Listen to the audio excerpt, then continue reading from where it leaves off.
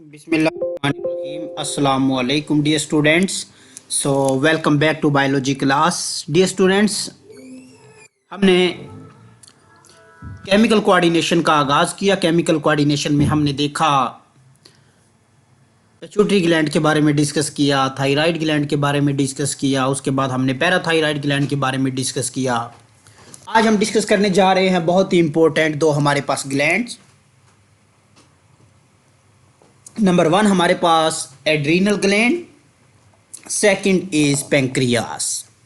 सबसे पहले हर एक के साथ वही हेडिंग लोकेशन की बात करेंगे कि एड्रीनल ग्लैंड मौजूद कहाँ है। So adrenal gland are situated below the kidney, top of the kidney. अब यहाँ पर आप देख सकते हैं कि यहाँ पर ये आपका अबव द किडनी, अब देख सकते हैं ये आपका किडनी है और इसके ऊपर इस तरह से ये कैप लाइक स्ट्रक्चर नज़र आ रहा है, यानी किडनी के अबव यानी टॉप के ऊपर एक स्ट्रक्चर है जिसको हमने डियर स्टूडेंट्स एड्रीनल ग्लैंड का नाम दिया। ओके डियर स्टूडेंट्स, सो बाकी अगर हम बात करें पार्ट्स की, तो पार्ट्स में हमारे पास दो पार्ट्स होते हैं एड्रीनल ग्लैंड्स के। तो अब देखें, जिस तरह से हमारे बॉडी के अंदर वन पेयर ऑफ किडनी है, इसी तरह से a pair of adrenal gland मौजूद है। Okay, so each adrenal gland consist of two part. एक एड्रीनल ग्लैंड है, जब उसकी एनाटॉमी को हम देखते हैं तो वो दो हिस्सों पर मुश्तमिल होता है। एक को एड्रीनल कॉर्टेक्स कहते हैं और एक को एड्रीनल मेडुला कहते हैं। The outer part is cortex and inner part is medulla. Okay, so outer part जो हमारे पास कॉर्टेक्स कहलाएगा और इनर को हम मेडुला कहेंगे।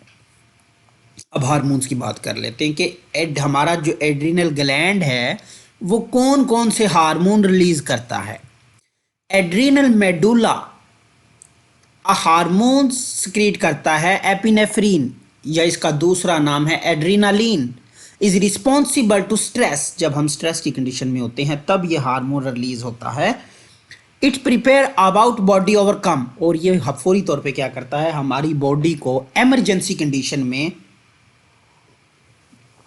हमें फाइट और फ्लाइट के लिए तैयार करता है, यानी हमें इमरजेंसी कंडीशन के लिए ये हमें फौरी तौर पर तैयार करता है adrenaline. The adrenal cortex secrete many, therefore adrenaline is also known as emergency hormone. तो फौरी तौर पे क्या होता है डियर स्टूडेंट, एड्रीनालिन का अगर बेसिकली देखें, आमतौर पे होता कुछ यूँ है कि सपोज कीजिएगा कि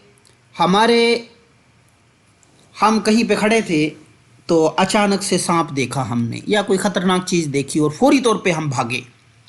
अब फौरी तौर पर जब हम भागते हैं तो आमतौर पे तो नॉर्मल हमारी बॉडी के फंक्शन चल रहे होते हैं, डाइजेशन हो रही है, रेस्पिरेशन हो रही है, नॉर्मल फंक्शन पर हो रहे हैं। अब फौरी तौर पर जब मुझे स्ट्रेस में फौरी तौर पर भागना पड़ा तो भागने के लिए तो मुझे एनर्जी चाहिए। अब वो एनर्जी कहाँ से आएगी? अब होगा क्या कि फौरी तौर पर एड्रीनालिन यानी एपिनेफ्रीन हार्मोन रिलीज होगा। ये एड्रीनालिन हार्मोन्स क्या करेगा, बॉडी के दूसरे हिस्सों में जहां एनर्जी इस्तेमाल हो रही थी उसको स्टॉप कर दी जाएगी और तमाम एनर्जी ज़्यादातर वो आपके मसल्स को प्रोवाइड कर दी जाएगी, आपके हार्ट को वो ऑक्सीजन प्रोवाइड की जाएगी ताकि ज़्यादा से ज़्यादा उसको एनर्जी प्रोवाइड हो, ताकि ज़्यादा से ज़्यादा उसको मदद मिल सके। तो इस तरह से फौरी तौर पर क्या होता है, हमारी हार्ट बीट भी तेज़ हो जाती है, हम देखते हैं सांस भी तेज़ हो जाता है, तो इसकी यही कंडीशन होती है। तो दूसरे हार्मोन्स की अगर बात करें, द एड्रीनल कॉर्टेक्स, अब कॉर्टेक्स की बात करते हैं, एड्रीनल मेडुला के हार्मोन्स की तो बात कर ली, एड्रीनालिन नॉन एड्रीनालिन। अब हम बात करते हैं adrenal cortex secrete many hormones called corticosteroid which maintain the balance salt in body. ये क्या करता है स्टूडेंट्स, बॉडी के अंदर साल्ट्स को, वाटर को हमारे ब्लड के अंदर उसको अमाउंट को बैलेंस रखता है। जिस तरह से हमारी ब्लड को अगर देखें तो ब्लड की कंपोजिशन में बेशुमार मुख्तलिफ कंपाउंड होते हैं, वाटर होता है, साल्ट होता है, उसके बाद मुख्तलिफ किस्म के फैट्स होते हैं, प्रोटीन्स होती हैं। तो आमतौर पे ये जो हार्मोन है इससे ने क्या करना है, हमारी बॉडी में बैलेंस रखना है वाटर और सॉल्ट्स को। When a person experience fear, anger and anxiety, the rate intensity of heartbeat increase वही मैंने बात की कि फौरी तौर पे जब इंसान परेशानी में होगा, गुस्से में होगा, खौफ में होगा, तो उसके नतीजे में हार्ट बीट तेज़ हो जाएगी, ब्लड प्रेशर बढ़ जाएगा, ब्लड फ्लो लिम्स में इंक्रीज़ हो जाएगा। लिम्स में ब्लड फ्लो इंक्रीज़ होगा क्योंकि भागना है, एनर्जी देनी, भागना भागना। Blood flow to the alimentary canal and skin is reduce. वही मैंने बात की कि जहाँ पर ब्लड फ्लो, जहाँ पे एनर्जी जा रही थी एलिमेंट्री कैनाल और स्किन में, उसको थोड़ी देर के लिए रोक दिया जाएगा। वो एनर्जी को मसल्स लिम्स की तरफ भेज दिया जाएगा, भाई वहाँ पे ज़्यादा ज़रूरत है। So such changes prepare the body to face an emergency. और ये जो चेंजिंग आ जाती है जिसमें एनर्जी कुछ हिस्सों में, बॉडी के हिस्सों में जो जा रही थी, ब्लड की सर्कुलेशन रोक दी जाती है कुछ देर के लिए, वहाँ पे ब्लड की सर्कुलेशन ज़्यादा कर दी जाती है जहाँ पे ज़रूरत होती है। ये जो चेंजिंग होती है इमरजेंसी कंडीशन के लिए, हमें ये इमरजेंसी कंडीशन के लिए फिर ये हमें तैयार करती है, इसमें हम बच जाते हैं। अब दूसरा जो हार्मोन दी स्टूडेंट बहुत इंपॉर्टेंट है, ये तकरीबन हर साल बोर्ड के एग्जाम्स में पूछा जाता है। बोर्ड में अक्सर ये पूछा जाता है, राइट और नोट ऑन पेंक्रियाज। पेंक्रियाज एक बात बड़ी कंफ्यूज करती है यहाँ पे। This organ has two function, the major part of pancreas is duct exocrine. Pancreas जो है ये हमारे पास एज अ एंडोक्राइन भी काम करता है, एक्सोक्राइन भी काम करता है। बाकी जो हमने पहले डिस्कस किए हैं, thyroid gland, parathyroid gland, adrenal gland, pituitary gland, वो तमाम एंडोक्राइन ग्लैंड हैं। बट यहाँ पे जो हमारे पास जो ग्लैंड्स हैं, हमारे पास जो पेंक्रियाज है, ये दोनों फंक्शन परफॉर्म करता है, एक्सोक्राइन भी और एज अ एंडोक्राइन भी। अब सबसे पहले हम एज अ एंडोक्राइन फंक्शन को देखते हैं। The major part of pancreas is duct exocrine gland.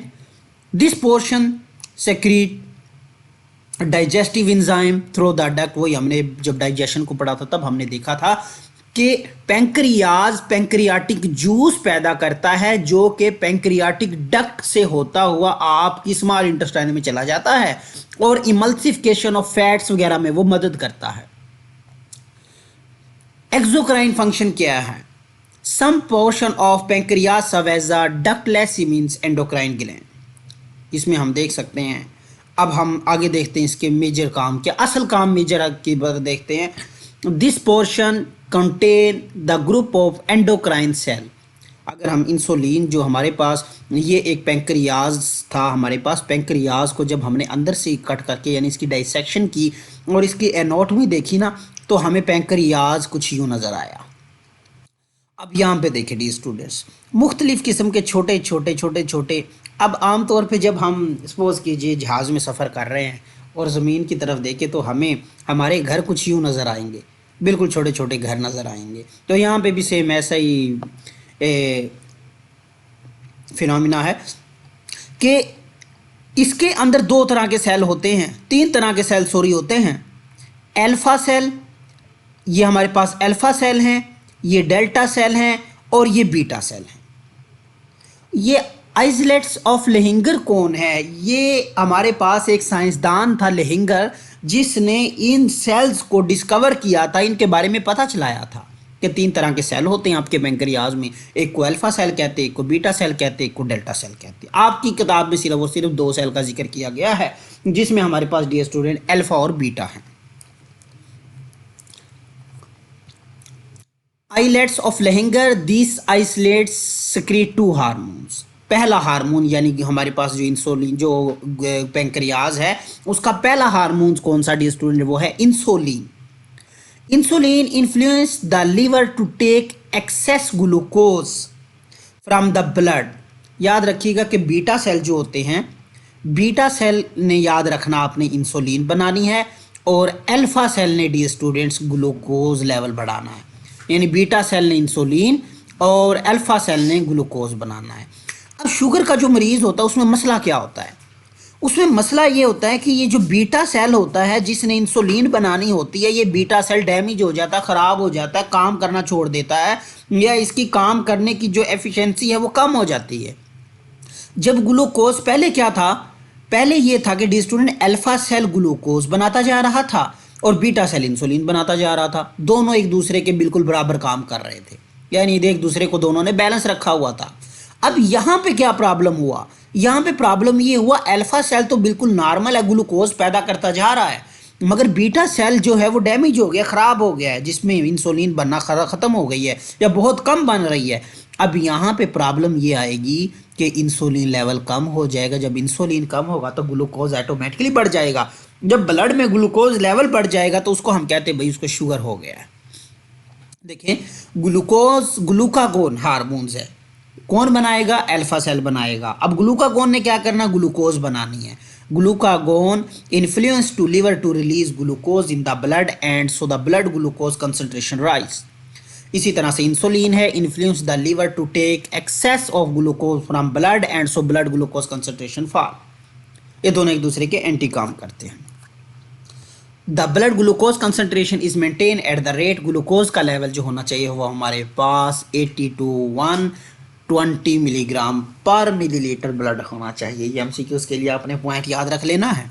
अब हम बात करते हैं कि डायबिटीज़ मेलिटस की, शुगर की बात कर लेते हैं। वही बात कि अगर if a person does not make normal quantity of insulin the blood glucose level rise, होगा क्या कि ग्लूकोज में ग्लूकोज लेवल तो बढ़ता जा रहा है, इंसुलिन बनाने वाली जो मशीन थी, जो सेल थे, वो डैमेज हो गए, इंसुलिन बन नहीं पा रही। इस कंडीशन को हम कहेंगे कि जिसमें ग्लूकोज का लेवल बढ़ गया, जिसमें डायबिटीज़ मेलिटस यानी उसको शुगर हो गया है। अब शुगर के मरीज़ की क्या? Person with the diabetes mellitus have loss of body weight, वज़न कम होना शुरू हो जाता है, उसके मसल्स में कमज़ोरी आना शुरू हो जाती है, थकावट महसूस करना शुरू कर देता है। The disease can be controlled by insulin administration for the insulin extract from the animal and use of the purple. Dear students, अब कहते हैं कि इसका इलाज क्या है? इसका इलाज ये है, हमने 10th क्लास में भी डिस्कस किया फार्माकोलॉजी वाले चैप्टर में, जब हमने जेनेटिक इंजीनियरिंग बायोटेक्नोलॉजी के ज़रिए बैक्टीरिया के थ्रू जब हमने इंसुलिन बनाई है, वो इंसुलिन हम इस्तेमाल करते हैं और शुगर के मरीज़ को दे रहे हैं।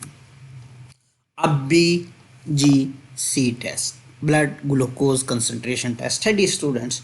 इसमें यह होता है कि ये हमारे पास amount of glucose in the blood measures by this test use to diagnose diabetes. So blood glucose में भी मेजर टू द फास्टिंग। बाज़ औक़ात तो इस तरह से होता है कि नाश्ता करने से पहले भी ये टेस्ट किया जा सकता है, अक्सर करते हैं, और उसके बाद खाना खाने के बाद भी करते हैं। मुख्तलिफ इसके सैंपल लिए जाते हैं। Collecting after 8 to 10 hour fast, so randomly any time after meal, खाना खाने के बाद भी इसके टेस्ट लिए जा सकते हैं, सैम्पलिंग ली जा सकती है। The result of the sum not given, तो आपकी बुक में नीचे अगर आप देखें तो एक टेबल बना हुआ, वहाँ पर मुख्तलिफ किस्म के रिजल्ट आपसे शो करवाए गए हैं। ये यहाँ पे लेवल आपने देखा होगा कि किस तरह से ये हमारे पास टिप यूज़ होती है, और जिससे हमारे पास थोड़ा सा ब्लड निकाल लेते हैं और फिर इसके ऊपर डालते, फौरी तौर पर उसके हमारे पास ब्लड की रीडिंग आ जाती है। तो ये दोनों लॉन्ग क्वेश्चन बड़े इंपॉर्टेंट है डी स्टूडेंट्स। आज के लेक्चर के हवाले से किसी किस्म की कोई प्रॉब्लम हो तो आप शेयर कर सकते हैं। आखिर में दुआ गूँ कि अल्लाह ताला मेरा और आपका हामी नासिर हो। अस्सलाम वालेकुम रहमतुल्लाह।